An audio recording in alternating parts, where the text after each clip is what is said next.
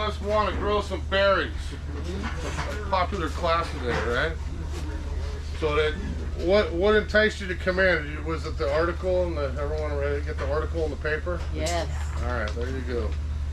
So blueberries are one of my favorites too, but we're going to talk a little bit everything berries today. So everybody's got a handout. They are going to bring a few more in if we need. So be patient, just a couple minutes, we'll grab a couple more. But we'll go fast and furious today. So just, what's that? Talk louder. Well, there you go, I can talk pretty loud. So who came today who's got existing berries? So almost everybody. Who came today like, I have no berries, but I want to start eating them? There you go, I got a few.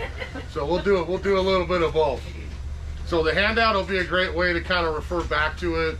Our website's got a lot of information on it. You'll see a huge list on there of all the things we tend to stock. Not everything is in quite yet. This time of year is always tough on me and the rest of the nurseries where some things are available. Not quite yet, 2 weeks out. Strawberries is the one thing we're lacking still. So just another week or two, we'll have a full selection of strawberry starts. But those we're still waiting on. They're always supposed to be here mid-February and always show up about mid-March. So that tends to be the rule. So I'm going to show you a lot of slides on some pictures and stuff. We'll talk a little bit of general to start off here. If you look at that handout, you know, if we kind of lump all the berries into one big group, that first section there is probably a good general information for pretty much all of them.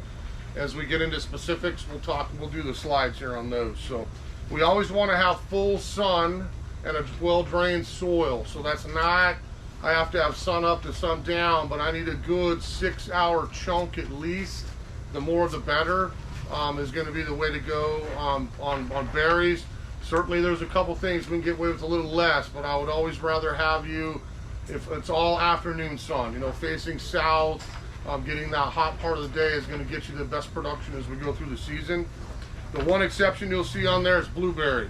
You know, who's in Everett? I live just above Lowell. So anyone gaze upon the 5 million blueberries that are growing in the Lowell farm down there. What are they under right now? About 6 inches of water.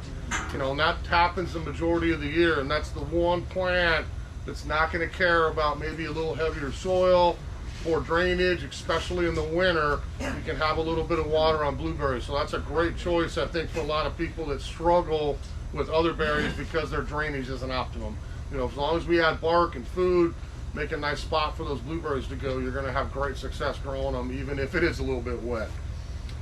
Spacing of plants and air circulation is a huge thing. We'll talk a little bit specifically as we go through the plants, but the one thing I was trying to tell people is please don't take a 6-foot area and think you're going to maximize your eating potential by packing 5 plants in a 6-foot area.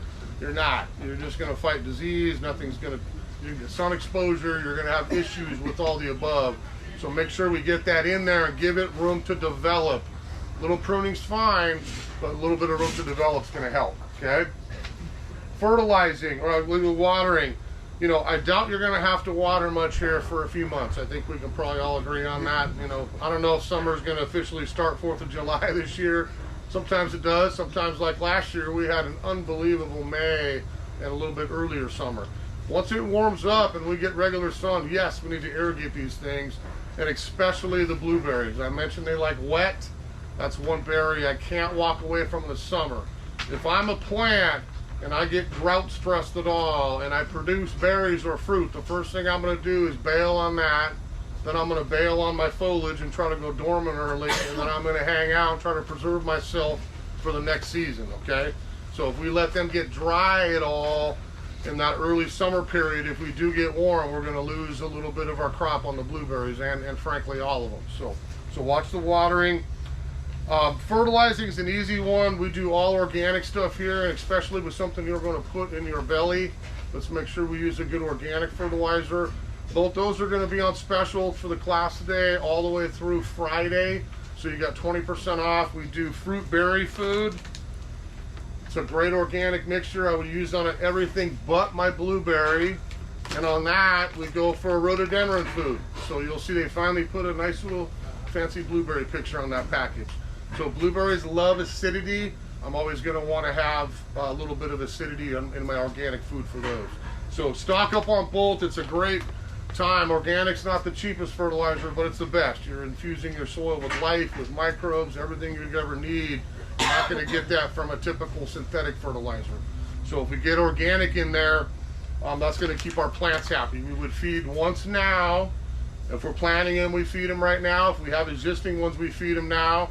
Then we fast forward here, and I would do one more good dose here like late May, early June. So if we kind of get it those 2 times a year, that's about all you should need. We don't have to go out and pump steroids on these once a month.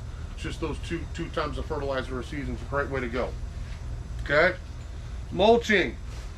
You know, I would not bury the stem on a lot of plants, but blueberry one in particular we can. So that's the one plant. Again, if I'm putting food down right now, I'm going to immediately cover it with a good 2-3 inches of compost with bark, with some kind of amendment. Lock that fertilizer on there, and again, that's going to cut down my watering as I get into the summer. Okay, we got a mulch, we got a happy blueberry. Something like bark's going to add even more acidity. So that's one. I'm not a big bark guy, but that's a great example of something you probably could use bark on. Sawdust, there's a lot of other options. As long as we've got that food underneath there, we'll have a happy plant. Can you use wood chips? Wood chips are fine too. Yeah, that's what I frankly have around my new patch I just put in last year. So, but again, the problem with wood, I'll just say this and we'll move on, is I degrade bark or chips or whatever it is, that's zapping nitrogen out of my soil. If you don't feed and you mulch heavy, you kind of got half the problem, and you're going to come back to me in June and say, why do all my plants are kind of yellow, they're not looking really lively? That's because we lack of nitrogen. So as long as we put that food down, mulch over the top, you'll be good to go. Okay? Pruning. I'm going to show you a couple, we'll look at that in the slide here. There's no way I could talk all things berries and pruning here in an hour. So you got to go back. We tape all of our classes. I do a specific class on pruning for production. We talk berries and we talk fruit. That was back about mid-January, so you can watch it on YouTube. It's on our website. And certainly grab me after class. If you got a question on pruning, we can do that after class. Okay, I'm going to do one more question here, and then we're going to do questions at the end. I should have said that. Go ahead. Sorry. This is about the mulch, like the coconut husk mulch. Yep. No, she asked about coconut shells. We do filbert nuts here in lieu of that. I worry about, frankly, chocolate with pets. I've heard a couple of horror stories with cocoa shells. That's not a good thing for cat, dog, that kind of thing. If they do get into that, you're going to get a little sick. They're all great mulches. I'm not going to say anything bad about any of them. Just probably keep in mind the pets, and with both filbert and cocoa is also keep an eye with the rat issue too, because if they've got that smell, a lot of times with those shells, there's a little bit of debris or protein left. Guess who's going to probably try to get into there as well, okay? All right. So pruning, we could ask me again after. One thing I'll say, I'll admit and I'll raise my hand, I'm out of room. You know, I got a house in Everett. I'd like to keep adding more stuff, but I'm out of room. So I buy pots, you know, that way my wife's not upset and I can grow something else in a container. So this is no different with berries. There's certain things you're gonna, you know, I'm not gonna be able to grow a gigantic kiwi or a grape or something like that in a container for a long, long time, but blueberries, absolutely. Other things, huckleberries, lingonberries we'll talk about today, absolutely. They would make great container plants as well. So I have jelly bean blueberries on my patio, and I have a blueberry glaze in pots over by my other vegetable area growing. So I have blueberries around the yard, yeah, some in the ground, because I want to try more, or my 2 young sons eat all mine, and I've got a couple more I can throw in the containers, okay? You'll see the pink bag up here, and this is kind of a new, not new this year, but new the last few years. Everyone can kind of see that big pink bag. So this is what we now call kind of a hybrid soil. You know, for all my life doing this 30 years, you bought potting soil for pots, right? And then we bought compost or something to dig into our ground and mix with our native soil. Now we have these hybrids I can do either with. So this is ideal for our discussion today. I'm not going to be mad at you if you go home and use organic potting soil. You're not going to be a huge issue. I'm not going to be mad if you use compost and mix it in with your soil. It's not a huge issue. But especially again with the blueberries, we've got excellent built-in acidity in that soil. So if I'm planting one, I'm using that instead of compost, a little extra kick. If I'm planting my blueberries, that's what I use as potting soil. So potting soil for flowers, maybe if we're doing something edible, a little different, we step up a little bit and try kind of a specific blend for that. So that's a hybrid soil. Does that make sense to everybody? Because this is one we get a lot of customer questions like, I'm not sure, can I plant in that or not? I can do whatever I want with that and I'm always going to have success. So if I'm starting a new bed, Mm-hmm. could I just use just that and dig it Absolutely. into the soil that's already Absolutely. I mean, existing? again, I especially, see. you know, raspberry, strawberry, the rest of it, it doesn't have to be that, to be honest, because I'm not worried about the acidity as much. Blueberry, absolutely, that's the way I'd go. With the other ones, you can do either or. I'm fine with that. We have that on special again as part of the class, and then also the compost is on special the rest of the month of February. Buy 3, get 1 free, or 25% off a bag or bale too. So either way, you get a good deal on the soil. Okay? If you're What- top dressing with that, Yep. one-time thing, or do you treat it like a fertilizer and do it twice a season? I would do once a year is plenty. I would always mulch coming out of winter. That's fine. I don't have a problem if you want to go back and do it again. You shouldn't have to. It should be that one time a year. We feed coming out of winter, mulch over the top, then I can go back, reapply my organic fertilizer there in that late May, early June time frame, and I'm good to go for the rest of the year. Would it work when you were talking about that situation where you have, like, you're not getting enough nitrogen in there or something like that? Would be a good time to do it for the second one if you're seeing that yellowing out? Oh, absolutely. A little extra food. And if the plant's struggling, certainly you could do 3 doses. That's fine as well. Okay. You know, this is not fertilizer. I want to make sure that's clear. This is amendment soil. I can use it as a great mixture in there, but it's not food. So it'll add acidity because it's got some sulfur in there, which will acidify your soil a little more, but it's not fertilizer. We got to do both those to get happy plants, okay? One thing I would say there, you know, if you had a problem with something last year, we'll look at a couple common issues I see on some things today. But if you had a problem last year, that's what I'm kind of always going back and getting laser focused on. I think back, this one struggled, that one didn't produce. Why is the reason, and how can I correct it for the next season? So as we talk about these things, maybe it was a disease, a bug, whatever it is, let's get that stuff taken care of now and get ahead of the game. Again, with something that we're going to eat, we want to stay organic and not use chemicals, never use systemics. There's a lot of things we would avoid with edible things in particular. So if we can get ahead of the game, we can use safe, natural products to take care of all that and not have to worry about adding the murder, death, kill, I call it, into the garden, okay? So if we look at some pictures here, I'm going to show you a few things here. Hopefully the TVs, everyone can see okay? So we mentioned a couple of these things, spacing, watering, kind of all that. We got mulching, natural products. Now the video you'll see there is on YouTube from January 13th. So it's pretty in-depth with pictures. Again, ask me after class if you're wondering. I'll probably throw in a couple simple things on pruning as we go through the specific berry types. But especially on fruit, it's really hard to tell somebody how to prune their apple tree when they come up here and say, tell me how to prune my apple tree when I'm not looking at it and I don't have a branch and all the rest of it. So we'll do that right after class. You know, a great time right now, we always try to time this class, you know, for mid-ish, late February, because this is the time of year we want to get the blueberries pruned, the fertilizer down, our new plants in the ground. You got maximum selection of all that stuff right now. So it's a great time to kind of get it started, okay? Now we'll talk kiwis a little bit. Anyone growing kiwis? You got a couple kiwi lovers from the land down under, right? Not quite, the island next door to it, right? But kiwis are fun to grow. We have one here on the property.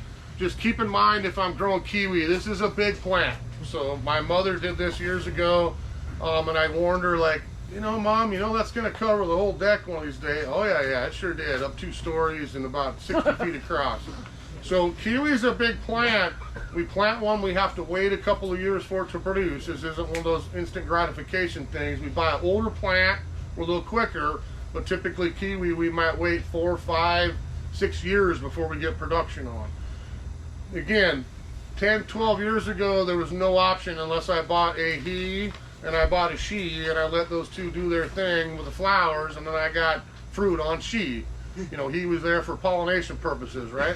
So we start with that. Now we have options of self-fertile all over the place. So The vast majority of stuff we carry, whether it's fuzzy kiwi, like you would find in the store, or grape kiwis, the little hard kiwis, which are just as delicious and much hardier, those are all available self-fertile. I don't have to buy 2 plants anymore like I used to. So you would buy a Kiwi Magic, or I brought one up here called Jenny, sitting over here in the corner. You know, that's a plant that would have both sexes on one vine. They cross-pollinate themselves, and I don't have to have 2 plants that way. So you had an old kiwi, you come to me and say, I got a kiwi, you know what it is, you recognize the leaf, but I don't get any fruit. What do I do? Well, I'm not going to be able to ever tell a kiwi apart by the leaves, by the wood, by anything. The only thing we can ID it from is the flower. So if you see it bloom, take a cell phone picture of it, send it to me. We're going to go back to grade school and we're going to say, do I see pistils in there or stamens in there? Then we can say, oh, the female must have died at some point. You've only got a male left. Let's get you another she. Now we're going to get fruit on that, if that makes sense, okay? Or vice versa. We got the she, but we got nothing to pollinate it, so now we got to get a he mixed in there and we're all good to go. So give these a big spot of room. This is not a plant that I buy a little cheap 1-inch cedar fan trellis and say, ooh, I'm going to grow my kiwi on it. We need a post, preferably 4x4. I'd even go a 4x6, and I would keep it away from the house. You know, an arbor, a pergola, a fence, something cool out in the yard. It's a really pretty vine to walk under and see in your yard. But we need some room to have it grow for sure. Okay, last question here, and I'm going to do them at the end because we're not going to get done. Last one. Are native trailing blackberries, Okay, are they the same way with flowers? We're going to talk about brambles here in just a minute. Okay, so again, I don't want to be firm, but I'm saying no more questions till we're done because we are not going to get out of here in an hour. Okay.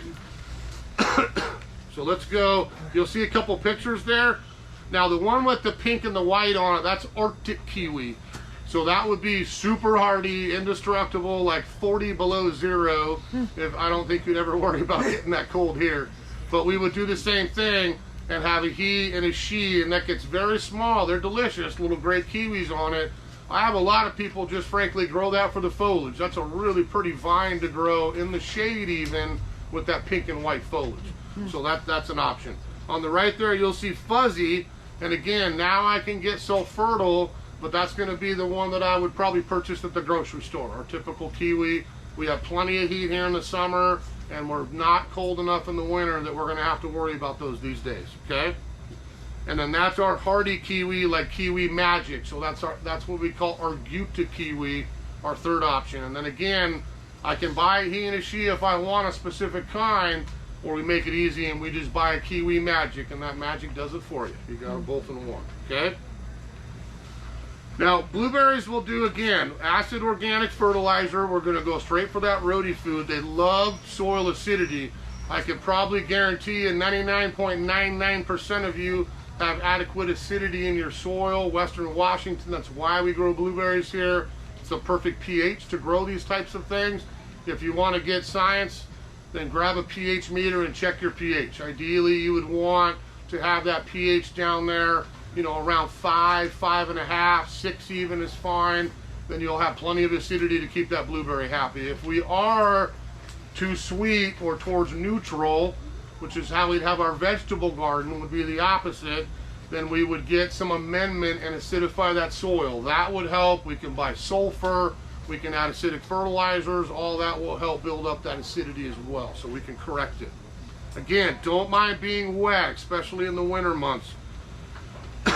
Deciduous ones all get fabulous fall color. So if you've seen blueberry farms in the fall, that would be one of the top fall color shrubs. I mean, they're really pretty as they turn color, drop their foliage for dormant season, and then leaf back out that next spring.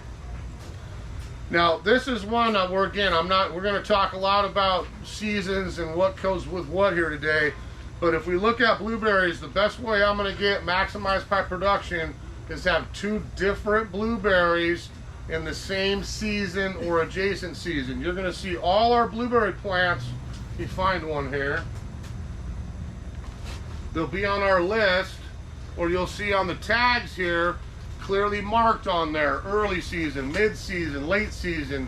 They've even got fancy with early, late, mid, very late, and these other ones in. I don't really care if it's identical. we can't have early with late, if that makes sense. I can have early with mid with late, but I can't go that far apart in bloom. My bees are not going to find by their way between the two, which means I'll not get as many berries. Is that making sense for everybody? So try to pick two that are in the same season or really close together, and you will maximize your crop in the garden. I can have one and three of another. That doesn't matter. You know, I tell people, pick the one you really want. You know, I want big old berries. All right, sweet. Go buy some chandlers, then get one that pollinates them, and then we get fruit on both of those that way long term over the years. Okay. Now that's traditional high bush blueberries. So again, I mentioned the blueberry farm. That's what I would go down. Probably have a plant as big as me. If they were pruned down the road, I'd have big old blueberry bushes with a lot of production. That's what our U-pick farms would use. The second option is going to be a lot of these hybrid blueberries. So things like Sunshine Blue right here, keeps the little leaves in the winter. We got Bountiful Blue right here. And we have a lot of different crosses now where maybe I don't have quite as big of a plant, something a little bit smaller, and I think frankly look more like shrubs in the landscape, except I can eat them. You know, I can be out there weeding in the summertime and go, oh, I need a little snack here as I'm going, and I've got randomly patched here and there. You know, I think the days of the old, like, here's my berry patch, stay out of the rest of my yard, is probably over. People are kind of mixing things into their landscape here and there. And plants like that, the Sunshine Blue, the Bountiful Blue, excellent choices for maybe a 4-foot tall plant that's much more attractive with leaf color and different seasons, will look really nice on the landscape. So I get one of each of those, and again, I'll maximize my production going through, okay? Now, bushel and berry, I think that's a terrible name, sorry, and a terrible colored pot. Well, I like teal, but that's still a terrible colored pot. But this is a specific program that probably came out, you know, maybe 7, 8, 9, it might be 10 years now, and they keep adding to it. So this would be not our traditional high bush things, but a lot of really cool smaller stuff and some honestly delicious berries. I mentioned my pots. I have this one in 2 pots on my patio. This one called Jelly Bean. That's a great dwarf. I don't have another one back there. I have 2 jelly beans. I get an unbelievable crop on both of those in the summer. Very tasty berries. You know, I have them in huge orange glazed containers on my patio, but you're talking about a plant that's only 2 foot tall, maybe 3 foot wide in over 10 years. You know, now honestly, I've never pruned them yet. I haven't had to. So great production, maybe for a condo, a smaller yard, a patio. It doesn't, again, have to be in the ground. A lot of these make great container specimens on those bushel and berry. So new ones keep coming out. I brought up a couple here. We carry, let's see, pink icing is back there. No, it's not a pink one. We have other pink blueberries, but it has really cool foliage. If I looked at a pink icing blueberry, it would be pinky silver. The foliage, the new growth is beautiful. Gets a really good quality berry on it. And again, not as big. I mentioned jelly bean. My favorite, who likes wild blueberries? You know, I got to pick a whole bunch of them to get a handful because they're so dang small, but that's flavor to me. You know, I think sometimes the bigger blueberries are maybe a little like, yeah, doesn't taste much, it's sweet. You know, it's not like I'm going to throw them away, but they're definitely not as good a flavor as some of those wild ones. So we have stuff like this, berry bucks, we call it. I have one in my yard called blueberry glaze, almost like huckleberry size, but man, the flavor is unbelievable. And I wish they were bigger because I could have more, but I get a whole bunch of them. They're just a little bit smaller in size. So that would be, again, I have that one in my yard in probably 8 years. The plant is only that big and they're loaded every year. I don't have a second one next to it again. Some of those are a little better on their own or partially self-fertile, okay? Last one on there, hanging baskets. What the heck is he talking about, blueberries and hanging baskets? So there are a couple that kind of trail. There's Sapphire Cascade and Midnight Cascade. I could actually put that in a pot or a hanging basket and the branches kind of come down like that, which is kind of fun. You could reach up and grab a couple blueberries if you were out watering or something. So I've had a couple customers try that, said they had a good time kind of trying them as hanging baskets. They could also be growing on the ground. It's just going to be a lower kind of spreading type blueberry versus a little bit more upright like the rest of them, okay? So you'll see a couple pictures there. That's Bountiful Blue. These are just about, you can see all the flower buds coming out. They're just about ready to bloom here in the next couple weeks. But that's Bountiful Blue. That's one of our best-selling ones of all. The Sunshine Blue is identical to Bountiful Blue. They're kind of sister plants, except I'm going to get pink flower on Sunshine Blue, white flower on the Bountiful Blue, which is kind of fun. There's the pink icing. You can see the color on that. Yeah, really pretty leaf color. And then again, great berries on it. There's Jelly Bean.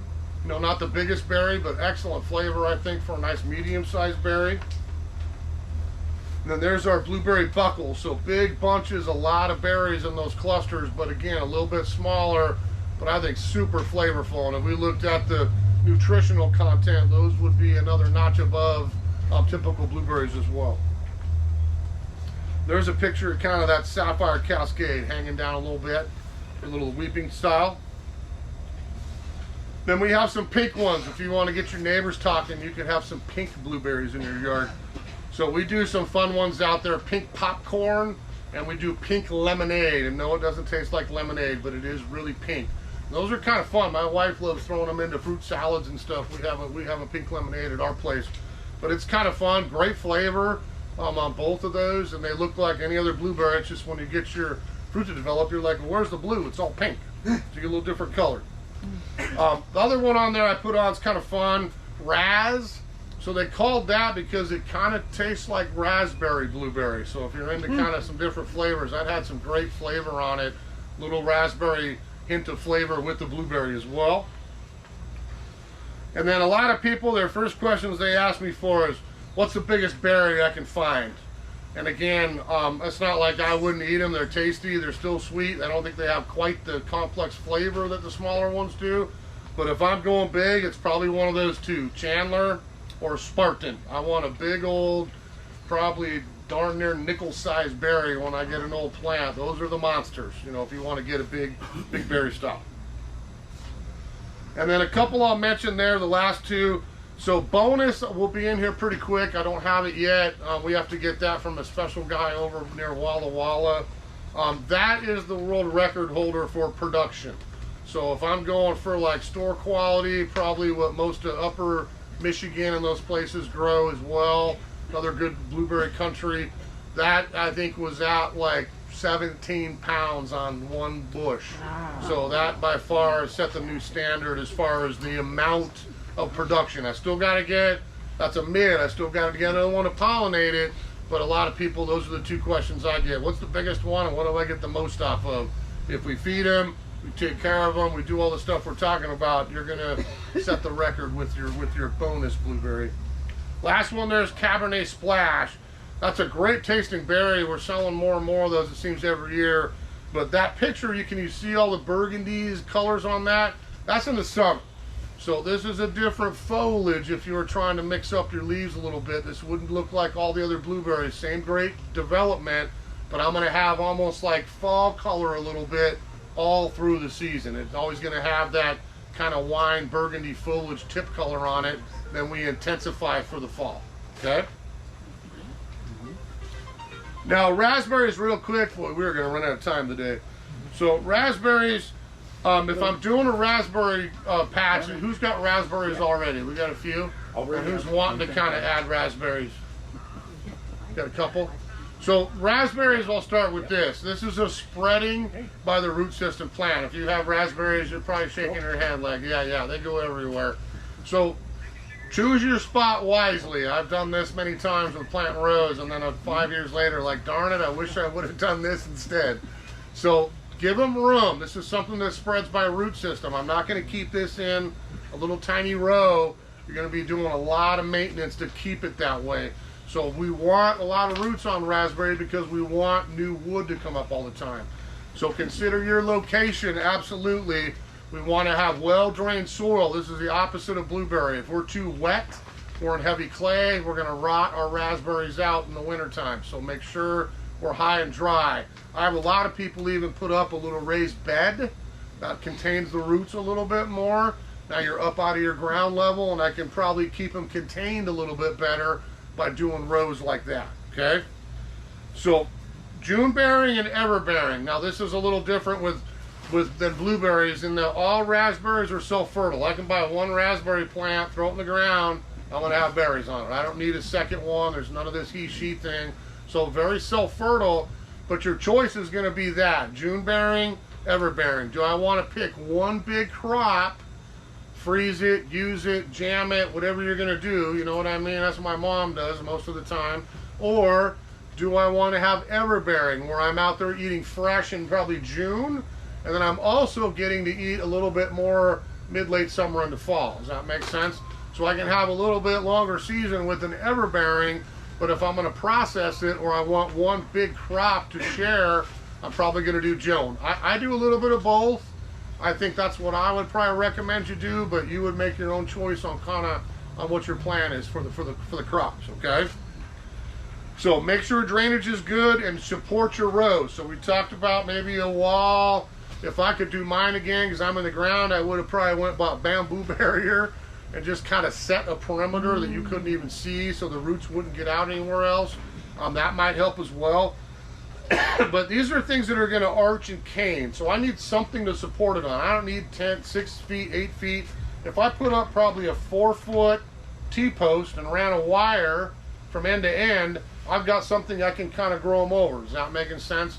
If I let them grow freeform, they're probably going to hang here and do whatever they do, and I'm probably going to take my bald head and I'm going to have a few little scratches on it as I'm in there trying to pick. So we try to keep them up a little bit, okay? Now again, spread by roots, so manage your rows. Every year I go out this time of year, take my shovel and chop edge. Say, okay, that's enough. I don't need you growing into my lawn, my shrub, the rest of my bed. Let's try to keep you in that little area. Now prune, this is the time of year where again, you might want to do a little pruning on them. You can watch the video, we talk a little more, but I would just say this. The reason we have June bearing raspberries is because that's going to produce on all of the wood that grew last year, okay? So think of raspberry as like an old wood bloomer. If I go out in the winter and I cut down all the wood on my June bearing raspberry, what do you think is going to happen? Okay, it's going to grow. You're not going to kill it because it'll grow and sucker off the roots and here we go. But I got no berries that year. So if I have June bearing, I leave the majority of the old wood to produce again. If I'm done picking it in June, that's when I can take that old piece out if I want it and let some new ones replace it. Does that make sense? So everbearing is that plus all the growth that comes up during the season blooms later in the year and I still get to pick it. Is that kind of making sense? So that will help kind of dictate how you want to attack your pruning. But it's a good time of year to walk out, look at that row and go, okay, I've got a bazillion canes. I got to get some of these out of here, which you do. So maybe I take one out of every 3 out, or the oldest, gnarliest ones right off at ground level, because now something will grow off the roots and replace it. Now I keep that cycle, that generation going long term, okay? So here's a couple raspberries. Now this is the one outlier. I thought I brought one up here. Where'd I put him? Oh, he's down on the ground. So if you see the little blue pot, it's a bushel and berry one again. It's one called raspberry shortcake. Everyone calls it strawberry shortcake because it makes more sense, but raspberry shortcake. So that not only is a dwarf, okay, only going to grow 2 or 3 feet, it's the only one like that, it also has no thorns. So if I don't want to bleed to death when I'm picking my crops, that may be a good choice for you as far as a raspberry variety. That's a great choice for pots as well. It doesn't change the fact that it's a big aggressive root system. So if you do it in a pot, put it in a pot, you're going to, every 2 or 3 years, this time of year, you're going to take that pot, you're going to dump it out, chop it into quarters, put some back in your pot, and then give some to a friend or add another pot because you're going to have more to use. So they will get root bound if you keep it in there. Make sure you keep moving it up in pots every couple of seasons and you'll have happy raspberries that way. That's a June bearing. That's what that J means on there. There's no ever bearing dwarf yet. I can tell you they're working on it, but not quite yet. Then we look at some other things. Fall gold. Anyone try golden raspberries? Super, super sweet. Great berry to grow. That one's going to tend to produce much more late in the season. So that's a great one for the summer, fall type period if I want something a little different. Heritage. That's an ever-bearing one right there. That's one of our go-to kind of classic raspberries. That would be another great choice for ever-bearing. my staff, I laugh that sometimes a couple of them call them Willamette. I don't know who gets Willamette out of Willamette, but we got Willamette raspberries up there. That's a June bear, and in all honesty, that is the #1 planted raspberry on this planet Earth. A, and B, probably the most common one you're going to find at U-Pick farms. That is the go-to standard for about 80 years, I think, since it was introduced. So that's a great one out of our neighbors down south, obviously in Oregon. I kind of jest with the Willamette, but Willamette is a great variety. Canby is one that's nearly thornless. That's a great big berry, excellent flavor. That's one of my favorites for fresh eating. But it is just a June bearing one, so you get that one big crop. But it is far less thorns, if any. That one, not going to make you bleed as much again when you're picking them. Then we get some fun ones in. I don't have the Cascade series yet. They'll be here hopefully pretty quick. But this was bred Cascade Gold, Cascade Premier, Cascade Harvest. This is our ag schools, Oregon State, Washington State, giving us stuff just for our part of the country. So these ones, the main difference would be probably root rot resistance. They can take a little bit more wet. If I'm concerned about my soil drainage, that may be the direction I'd go. But other than that, same great quality berries as a lot of the other ones. The main difference would just be the disease resistance, perhaps at the root system. Crimson Night, I just got in. That's a little bit darker one that's great, and Everbearing too. That was probably towards the top of our popular last year. Indian Summer is always #1 here. That's one I like as well. We always keep some Indian Summer around, Everbearing. And then if we talk other brambles, which she brought up here too. So raspberry, we would call one type of bramble, something that suckers off the root system. We arch. Then we start throwing in marionberries and tayberries and blackberries and boysenberries, and we can go on and on. I like all those, put them all in a pie, and I'm a happy man here for the rest of the year. So great way to grow berries, but this is not our blackberry. I won't even say the word native because they don't even belong here. Those are Himalayan blackberries. You have a native. We do have the Cascade trailing blackberries are fabulous, and I leave those alone on my bank, and I enjoy them. But the Himalayan type blackberries that are the thickets everywhere, yes, I'll get good blackberries off them, but that one is not native to our area. So I would wish you luck probably training that one. It's much more vigorous than anything we're going to talk about today in the garden. Can I ask my question about it? Yes, go ahead. So when I let them go, the native trailing one. Uh-huh. I had flowers everywhere, and that happened for 8 years, and I never got a berry. Okay, do they need to? Nope, those are self-fertile. All the brambles are. So B still has to go from. Yeah, I would see the bees in there. Yeah, we're going to talk to me after class. We'll see if we can figure something out. So if we look at some of these, my favorite single berry of anything, period, is marionberry, or what we would call Marion blackberry. So I'll admit that, that's the top of my list. The damn bear ate my entire crop because I'm out of room. So I keep it at my parents on the peninsula, and I went down to pick last year and was like, what happened? And found the scat and the draw. I was like, damn, bear took the whole thing down like the week before. So this year, we got a little battle plan going. But marionberry, there's no thornless. I know, again, they're going to work on it, but that's one that's going to make you bleed a little bit. I'm happy to bleed to pick my marionberries, but we don't have a thornless option. With blackberry, with boysenberry, with a lot of this other stuff that we would grow, we can buy thornless. So we can get things that are very easy to prune, manage, pick, and not get stuck quite a bit while we're doing it, okay? So a thornless boysenberry we have out there, that's a bigger berry, you know, like blackberry a little bit. It's a cross. Loganberries, you can find those around. Tayberry is our raspberry, blackberry kind of cross. That's been harder to find. I don't have those yet, but hopefully we'll have some here pretty quick. Marion blackberry, you can see right there. And then we have a whole bunch of new kind of thornless or even ever-bearing blackberries, which is a little bit different. So if we look at all these types of brambles, what we have is what we call primicanes and floricanes, okay? We talked a little bit about the raspberry. It's the same idea. If I don't leave my wood from last year, I don't have any berries the next season, right? That's making sense to everybody. It's no different with these brambles.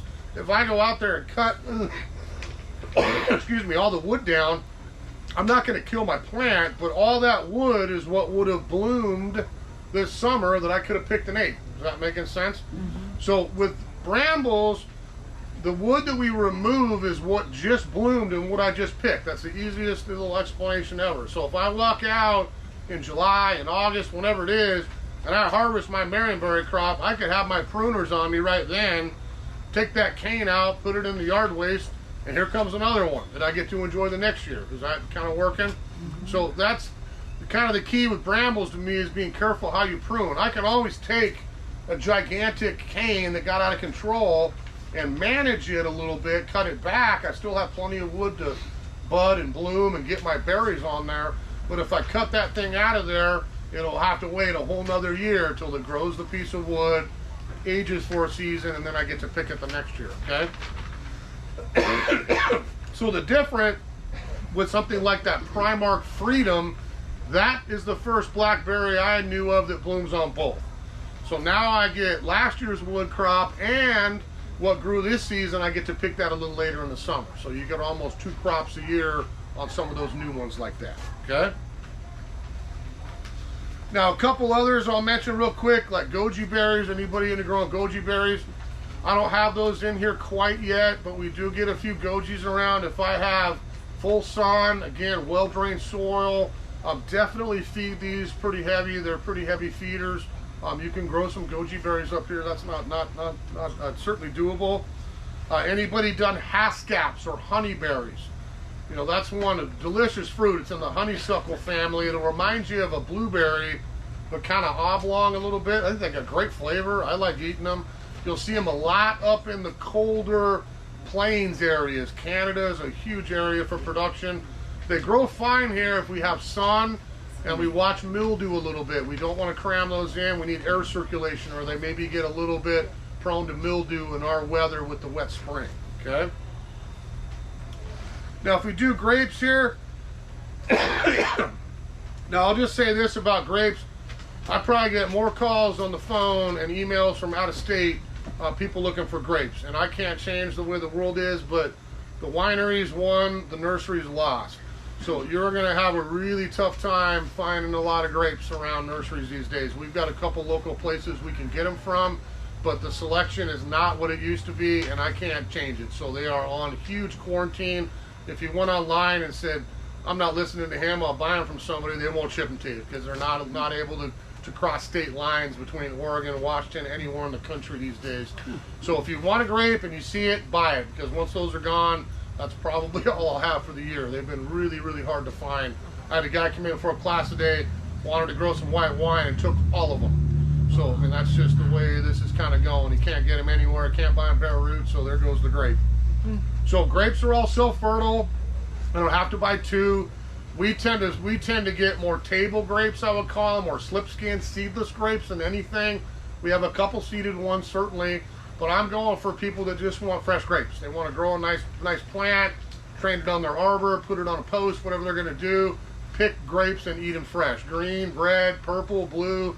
We've got most all the colors back there, but you'll find some good ones for fresh eating, or those little slip-skin or seedless types again. So greens, I would always go to those 2, Hemrod and Interlaken. I had those both growing up. We still got them now, and they're probably never going to go away. Those are great, easy green seedless grapes. Red, something like Suffolk. There's black Manukas, a little darker. We've got Einset. I've got Reliance. We have a whole bunch of reds back there this year. Same thing. Make great juice. Good for fresh eating. Yes, a couple of them could be used for wines if you've got some patience too. But certainly some options back there for grapes right now. Can you talk about cannabis? Yeah, that's another one we carry. Yeah, another great red one. Again, self-fertile. Minor differences in flavor, and I'd probably leave that up to your personal taste, you know, kind of what you like. But certainly cannabis is good as any of the red seedless for sure. So okay. Yeah, absolutely. Okay. Couple other odds and ends of berries. Now, most of the stuff up here is what? Still in winter, right? I don't know. Is that really alive? That grape? Grape looks about as dead as it looks in the wintertime.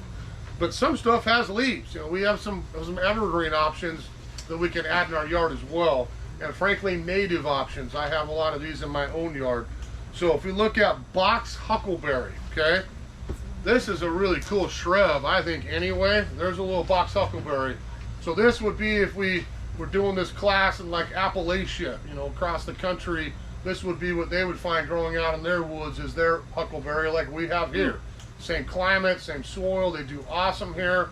But this is a little plant we call buried treasure.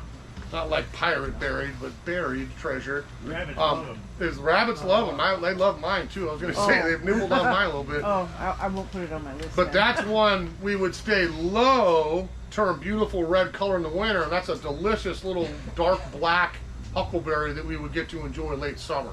So we've had a lot of people that maybe want to fill up a little garden or space eater as a ground, not a ground cover, kind of a little shrublet. That would be a great choice for something like that if you put a little rabbit protection around it, right? Same with, now this is our native huckleberry. So anyone out hiking, does anything, we see these out all over the place. I was just on the coast, there they are. Up in the mountains, there they are. In the park, there they are. Huckleberries found its way just about everywhere in our climate. This is a Northwest native. I could grow this in part sun, full sun, some shade. You can grow this pretty much anywhere. I see this all over the place. So great foliage color, maybe a little taller. Typical huckleberries will get up there maybe 3 or 4 feet tall. But I'm gonna get that huckleberry ice cream. Who goes to Anthony's and gets huckleberry slump? It's like the best dessert ever. So huckleberry is a great one to add on for ice cream and great fresh eating. It's got excellent flavor, more for that late summer period. Then the last one here is lingonberry. Got to represent the Scandinavians, right? So you can see that one still got some berries hanging on it here in the winter. But that's another choice, kind of like our buried treasure, that I'm going to stay low and spread nice and slow. I can make a really nice border of this or keep it nice and low and tidy and get great bloom and great berries on that as well. Lingonberry is really, really easy to grow. Wet or dry? What's that? Wet or dry? You can have a little bit of wet on that, but it doesn't need to be. It's not like cranberries, a little bit different. And cranberry is another one I don't even mention anymore because you can't have them in the state of Washington. We can't even ship cranberry plants in here anymore because of the cranberry growers. Same idea, okay? So you'll see evergreen huckleberry. We saw lingonberry, the buried treasure. The one I don't have yet is that red huckleberry. I have one of those in my backyard, much tartar. If I was out in the woods here, another native, I would see that with the old cedar stump nurse log. You know, the old nurse log. What's growing out of that? Every single time, it's a red huckleberry. I think they're delicious. I like a little tart. And that's one I put in my yard years ago. I'm trying to find somebody to get them to us. I've been asking for a year again. We scored last year, but not a lot of people for some reason grow that plant. So we'll have it eventually if you leave your name, if you want a couple. I like them because they do great shape. You know, that's why I have mine is underneath a rhododendron. I took an old fruit tree stump, cored it out, put some good soil in there, and I've been living there for almost 20 years. Again, my 2 sons eat all of them before I tend to get to them, but I do get some every year. You got a quick question? Yeah. You mentioned earlier that we put huckleberries in pots. Yeah. Is that the same with these native ones? Same, absolutely. The red huckleberry, I think you're going to have a little tougher time in a pot, just because it's a little bigger plant. But absolutely, absolutely, absolutely. In fact, I could make myself a nice berry planter, use that up off the ground so the rabbit doesn't eat it. And I could even have a blueberry or something in behind it in a nice size container and get kind of both. Yeah. So I mentioned strawberries. I don't have them yet. We get a whole bunch of 4-inch. The bummer for me, to be honest with you, is bare root. It's just not available anymore. We found one farm that we could buy the little seedlings from and sell 10 packs for a little cheaper. You have to, this is the only one left anywhere within 3 states, and it was like 10,000 plants minimum. And it was like, yeah, I'm not a grower. I can't, we don't possibly sell that many. So we get 4-inch starts. They'll basically take one of those and put it in a 4-inch. We'll have a lot of variety here pretty quick, but they're just another week or 2 out. Right now they still look like little dead sticks with a little leaf coming out of them. So once they look like something, we'll get them all in here. This is a little bit maybe like the blueberry or the raspberry discussion, because we're going to pick everbearing or June bearing again. Same idea. Do I want one big crop of strawberries I can pick, I can process, make jam, freeze them, whatever I do, or do I want a little more consistent crop during the whole year that I can get fresh eating all the way through fall? This one, I go everbearing myself. I know some people freeze. My mother would probably yell at me and say, you're wrong. I would like freezing them. That's fine. Do either way. But if you're fresh eating, I would go for everbearing, because now I got a few berries off and on the entire summer all the way till frost and fall. Okay? So a couple just to mention that we have in. Albion will have. That one's a good everbearing one. Shuckson's a great local one. Big berry for freezing if you want one big June crop. Hood is the all-time bestseller for Junes for sure. That's one just found from our neighbors in Oregon again. We'll always have those around. Probably on the newer side will be something like Seascape. That's probably the most popular one around here the last couple of years. A lot of the magazines and things recommend that. It's a great strawberry for our climate. And really big berries, great flavor. That's one I'd put towards the stock. We'll also have some classics like TriStar and a few fun flavored ones as well, but we'll have quite a few strawberries here pretty quick.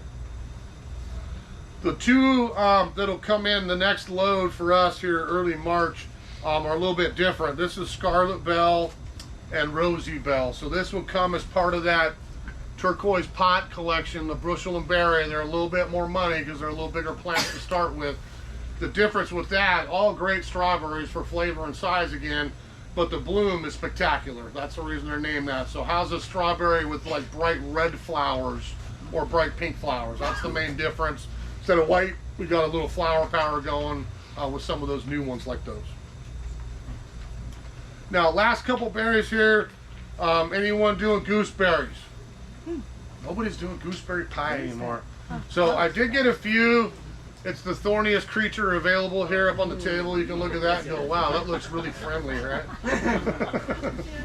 That's a thorny one for sure.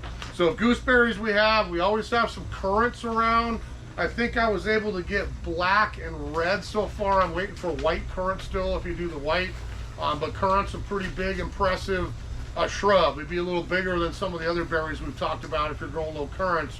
And that's a nice way of, my folks always make currant jelly. My dad likes currant jelly, so that's what my mom always had going too.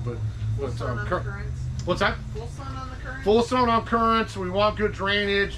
I would give that a little more room for bushiness especially, and probably for height. It's easy to prune them, but again, all the production happens on 1-year-old wood. So if I go out and cut them off every year, you're going to greatly reduce your crop. That would be one I'd walk out in the summer.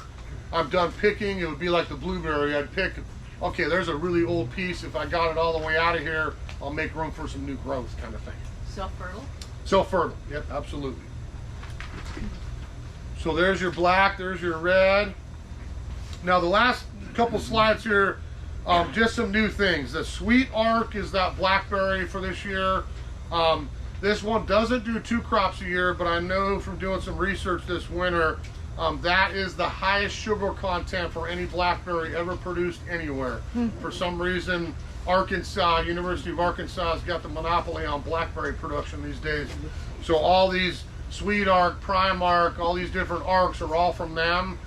They work all the way through the country. It's not just a southeast thing, but they've really gotten specific on size, on sweetness for flavor, and then again, some thornless things.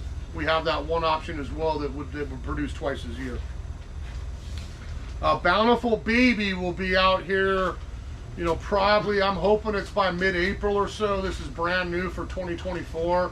So we've had Bountiful Blue for years from Monrovia. I think that's the premier grower of most anything in the country. Their new introduction this year is Bountiful Baby. So take Bountiful Blue, chop it in half.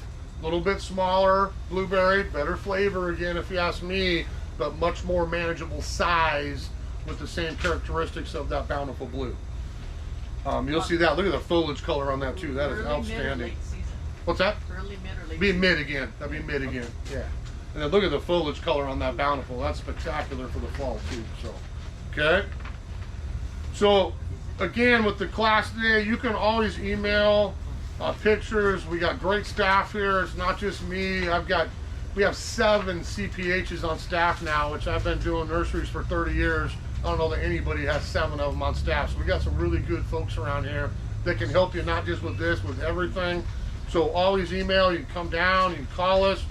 Sometimes the phone gets a little clogged here in springtime, but email is always open. We've always got some of the office answering questions and looking at pictures. Cell phone is I was a cell phone hater until I had children. Now my wife made me get one, and now I love my cell phone. So it does help. You're out in the yard and you're like, what is that? You know, steady hand, take a really good close-up picture. A lot of times you can email it here and save yourself a trip. Like, what is going on with that? You send it here, and maybe we play 20 questions for a couple emails, and we get to the bottom of it and get your problem solved. You can always bring samples down as well, okay? I mentioned the pruning thing. You know, again, we could talk after class if you like for a minute, but certainly look at the video here. Just about a month ago, we had that pruning for production. That class is always going to be mid-January or so to kind of kick off the gardening season, because a lot of people doing fruit, a lot of people doing berries these days. That's a great class for that. All this stuff that I talked about today is on 20% off. So hopefully you'll go out and do a little shopping. All the berry plants, telling me you were at my boring class, they hit a register button, you got 20% off. The azalea mix, which I never put on sale, that's on 20% as well as the fertilizers. We want to get you some good food. I mean, that's kind of why I'd like to do these classes. We hopefully teach you a little bit of stuff and set you up for success. That's what this is about. We don't want to just make money. We want to send you home so you're a happy gardener. You're going to go, oh, I can do this. Because there are no black thumbs, I can tell you that right now. Everyone just got to figure out the right way to do it. Yes? Elderberries. Yes. Last year, a black leaf one Yep. came out that you said was a little more manageable. Yep. What's the name of that? Probably Black Tower. So much more narrow. Yeah. Now she brought up elderberries. I mean, that's one I have. Who's got elderberries in their yard? And this isn't the native one. There's nothing wrong with those. But there's a lot of elderberries that we sell as shrubs out here, and if I got two different elderberries, let them cross-pollinate, I'm going to get the berries on both of them, and if you don't like them, the birds will, I can tell you for sure. Yes? Okay, in the flyer here, it talks about dormant spray. Yep. And you say horticulture oil and Liquid cop. Yep. mixture. Yep. What percentage? Well, you'll see it. You basically, if I got a gallon tank sprayer or a hose end, whatever, I'm just putting in, it'd be about 2 tablespoons of both. You'll follow the instructions on the label. But he brought up, But you know, mix them. exactly. Those are the two that we can put in the same mixture and not do it twice. Okay. Would be the benefit why we carry those two. Okay. So he brought up dormant spray, and again, I really hit that topic hard at the class in January because I think you should dormant spray. If I think back to last year again and I had anything wrong, and it's a lot of it's fruit, but this could be a blueberry issue, a raspberry issue, any of that. If I want to start clean the next year, the two things I'm always going to do is A, take a minute in the fall and clean up debris in that patch. I'm not leaving old fruit rotting on the ground. I'm not leaving that diseased foliage down. I clean that up, I let it sit, and now we get to this winter time in February, I can do what he brought up, do my dormant spray out, get my tree sprayed, and I know I start clean. Now I can monitor it and maybe manage it a little bit better than the year before, okay? Yes, back row. Absolutely, gardenia is anything acid loving, which in all honesty is probably 75% of the plants we grow around here. How's that? The vegetable garden is the one place you really keep separated from all that. We want a sweet, high calcium soil, lilacs, my lawn. Those are the three main ones to me. There's certain shrubs here and there, they're fine, but everything else you can pretty much use the rhododendron food on. Yes, yes. Some people use coffee grounds Yep. for acidity. Yep. What is your opinion on that? Oh, I don't have a problem with that at all. I mean, I'm all about reduce, reuse, recycle. Coffee grounds will help.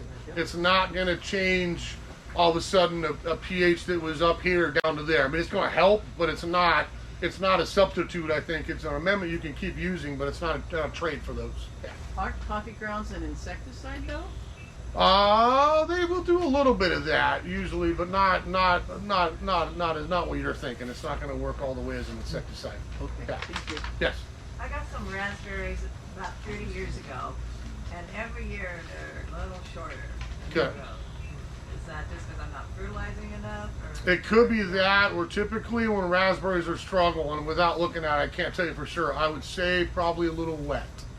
That's usually why raspberries struggle. A lot of root system again on raspberry, and I may have a beautiful bed set up. I mentioned above ground, all that. Once it roots through that and sits on a hard pan layer of clay, then we tend to struggle a little bit the next year.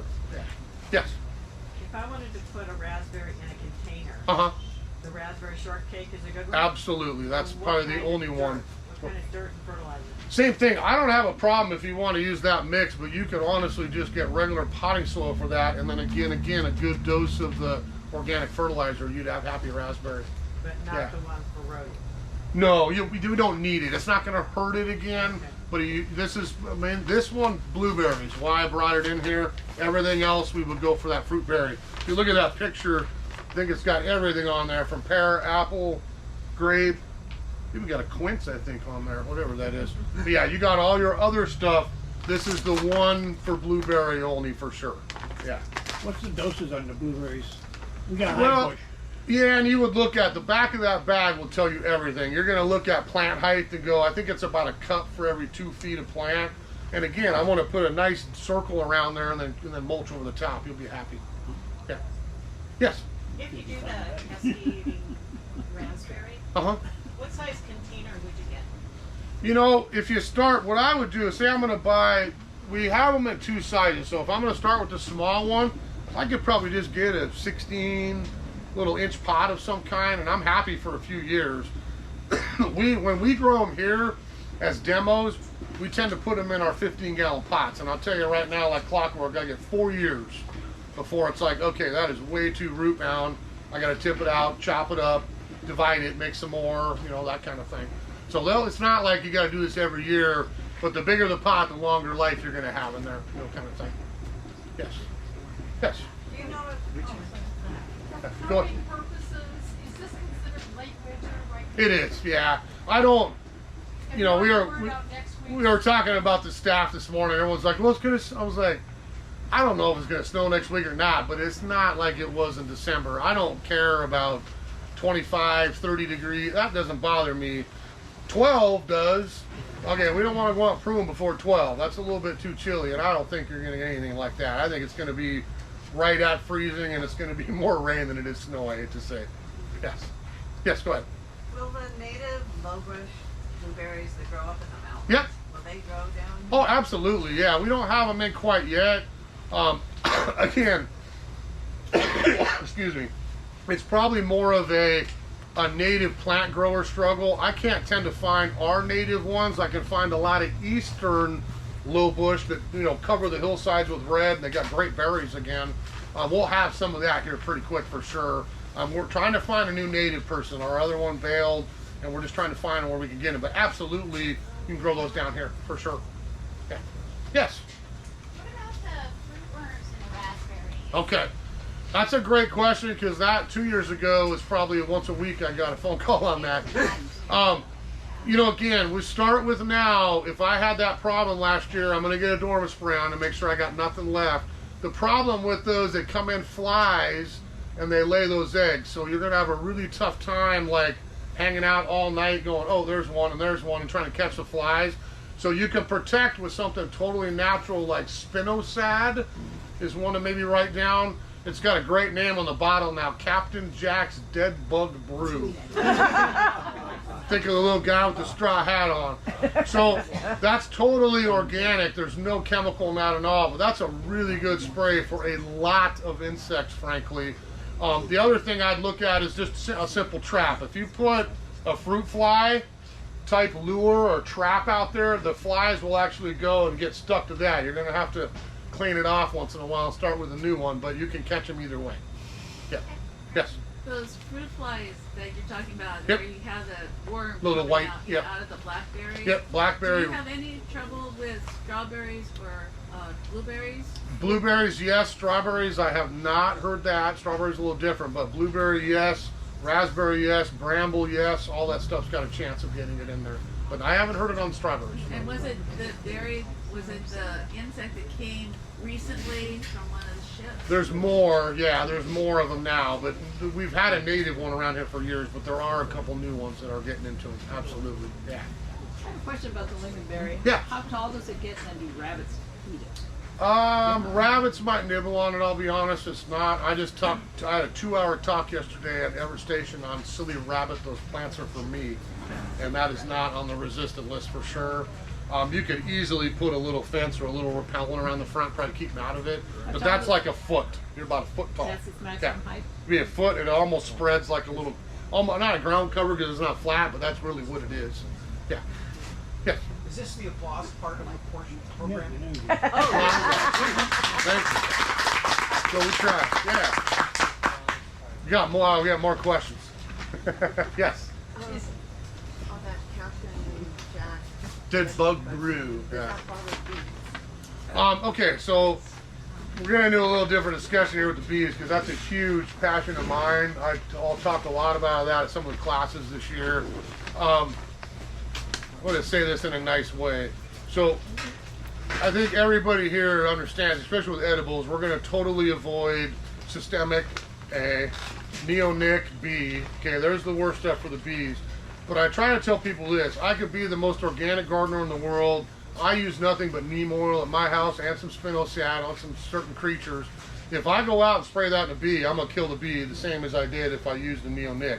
So part of it is choice. You're making the right choice, getting Captain Jack's, getting neem oil, getting all the safe stuff for everything. But it's also timing. I'm never gonna walk out in the noon on Monday in the sunshine and go, oh, let me get my rose sprayed right now as bees are buzzing out and then all the flowers. I'm going to do it early when the bees are not active, or I'm going to do it late. So I'm going to try to get my timing as part of it. So spinosad, yes, would hurt bees if I sprayed it on the bee, just like anything. But if I choose the right time, I don't have to worry about that. Okay. Thank you very much. Got everything? Yeah. No, I appreciate you coming. If you want to come, I'll swap it out for tomorrow, but tomorrow's rose class day, so we will really talk a lot of roses tomorrow, and that really brings up a lot of spray discussions. We kind of started that a little bit with safe products today, but we'll have a good time tomorrow doing some roses if you want to come back at 10 o'clock. Okay?